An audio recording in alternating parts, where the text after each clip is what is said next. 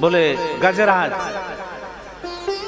गजराज में 10,000 हाथियों का बल और एक ऊंट पर्वत की गुफा में रहता है, लेकिन वो त्रिकूट, बोले 3 शिखरों वाला पर्वत है, इसलिए उसको त्रिकूट भी बोलते हैं। वैसे वास्तविक नाम तो उसका कूट है। जिसकी 50 पत्नियां, 150 पुत्र महाराज गजराज के। और आज वह गजराज जब अपनी गुफा में से निकलता, उस कूट पर्वत से निकलता, तो छोटे छोटे बेचारे जीव रहते थे, उनसे पूछता था कि भैया तुम्हारे जीवन में कोई कमी तो नहीं है, मुझे बताना, मुझ में 10,000 हाथियों का बल है, मैं राजा हूं यहाँ का। उसको अवमान हो गया, और अवमान को भगवान टिकने नहीं देते, किसी को भी हो जाए चाहे। भगवान का अवमान से बैर है।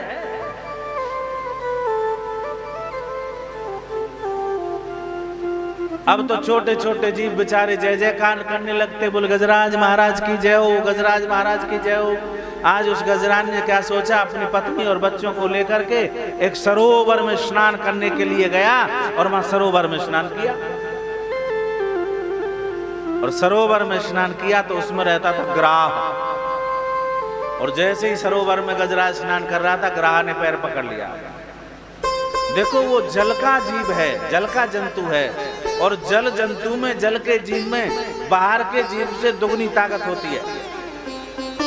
अब गजराज को पता तो चला था कि किसी ने मेरा पैर पकड़ लिया, लेकिन गजराज मन में सोचता है, इसे पता चलेगा कि राजा है तो छोड़ देगा, अभी इसको पता नहीं है। लेकिन सज्जनों कई दिन बीत गए, गजराज बार बार छुड़ाता है, पूरी ताकत लगा दी, पसीना पसीना हो गया, लेकिन पैर को नहीं छुड़ा पाया।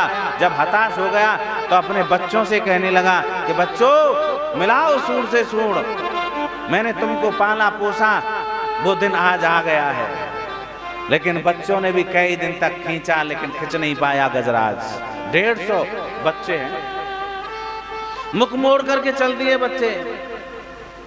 पत्नियों से कहते हैं, बोले देखो मेरी पत्नियों, इन बालकों को इसी दिन के लिए पाला था जो मुख मोड़ करके चल दिए। पत्नियां कहती हैं चिंता मत करो, हम तुम्हारी पत्नियां हैं, हम करेंगी मेहनत।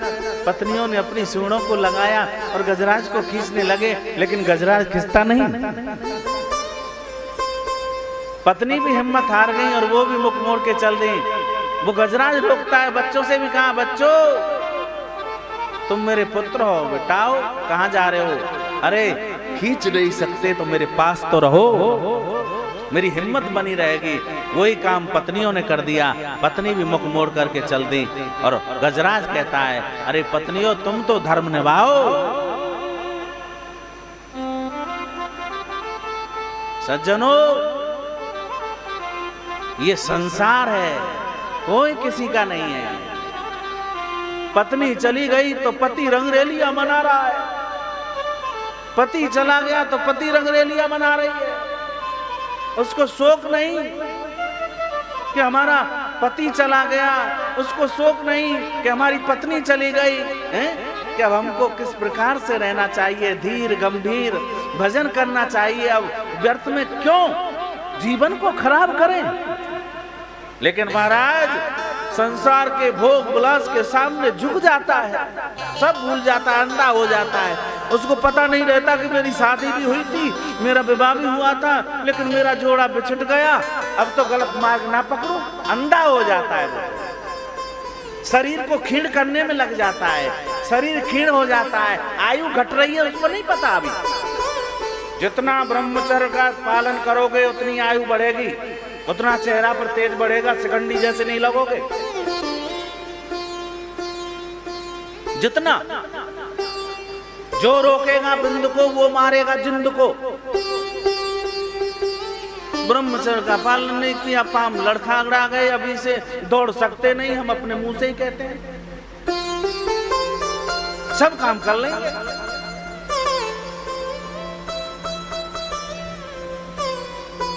प्रेम से बोलो ना। तो संयमों को धारण करो, नियमों को धारण करो। ये बात सबके ऊपर घटित होती है, सबके ऊपर। किसी को ऐसा नहीं करना चाहिए।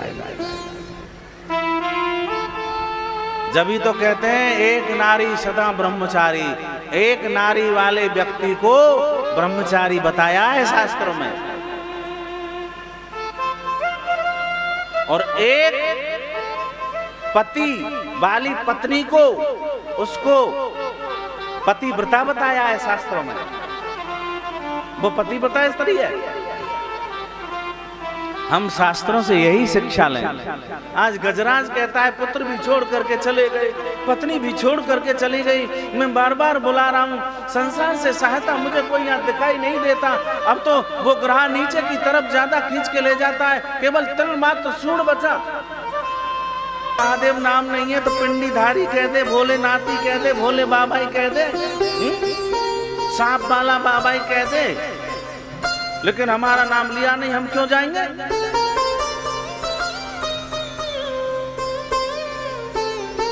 जो किसी का नाम नहीं वो मेरे प्रभु का नाम है, जो किसी का नाम नहीं वो मेरे गोविंद का नाम है।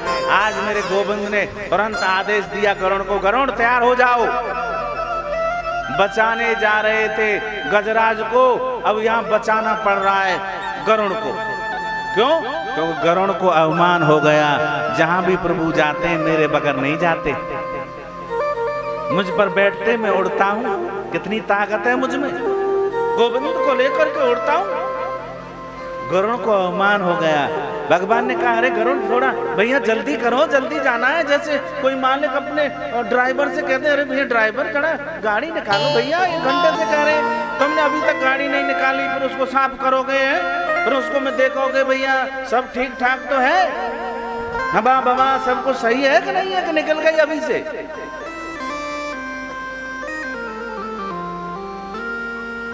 भाई चेक करो, 10 दिन से गाड़ी खड़ी है, किसी किसी की तो महाराज निकलती नहीं, 4-5 वर्ष हो जाते हैं। बोल देखो जरा तेल वेल है कि नहीं, सारा खत्म हो गया। तो किसी किसी ड्राइवर को अवमान हो जाता है। इसी प्रकार से महाराज गरुड़ को अवमान हो गया। गरुड़ कहता है भगवान आ रहा हूं, आप तो बहुत जल्दी मचाते हो, जहां भी जाते हो। अरे मैं तैयार हो रहा हूं, तैयार होने में थोड़ा टाइम तो लगता ही है। ऐसा नहीं करना चाहिए, ऐसा नहीं करना।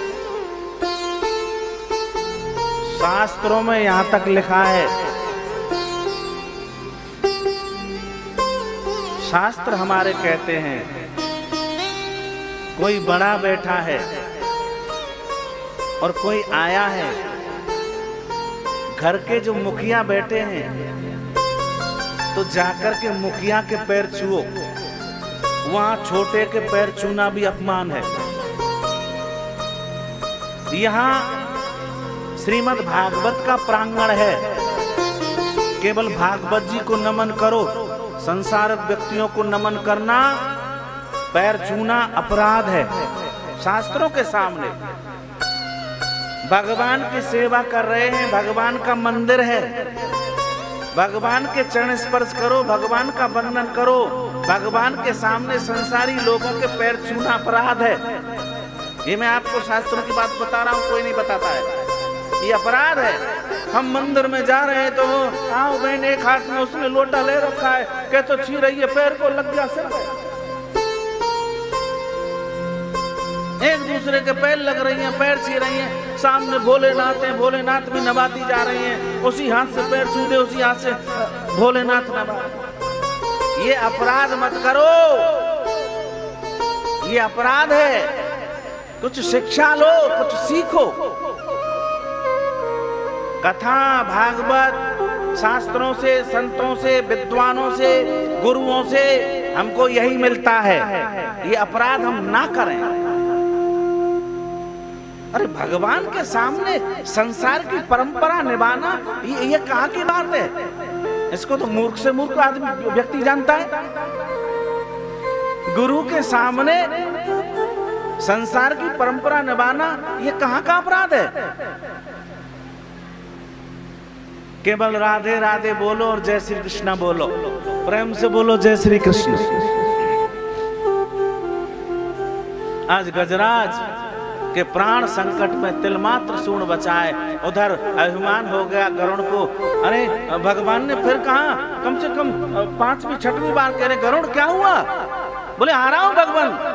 भगवान ने कहा, बोले पहले गजराज को नहीं गरुड़ को बचाना है।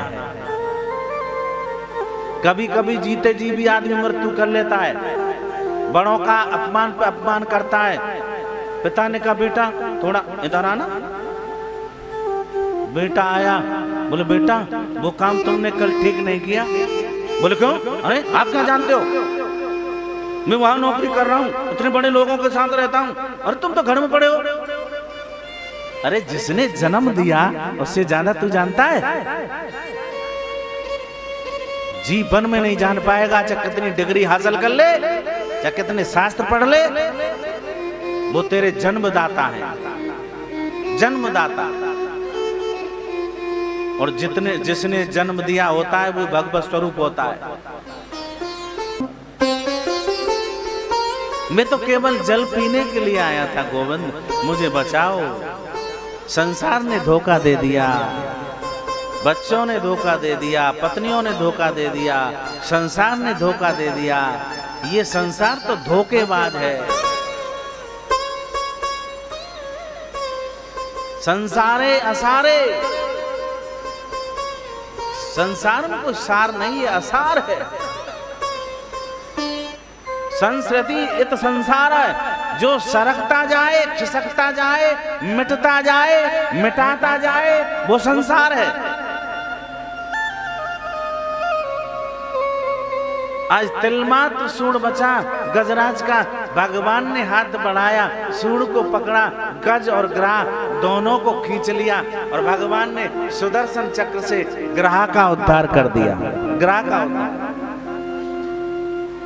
परम आदरणीय श्री सुखदेव जी महाराज कहते, परीक्षित, बोले भगवान बचाने आए थे गजराज को, लेकिन गजराज से पहले बचा दिया ग्राह को। क्यों? क्योंकि भगवान के हाथों जीना भी मुक्ति, भगवान के हाथों मरना भी मुक्ति।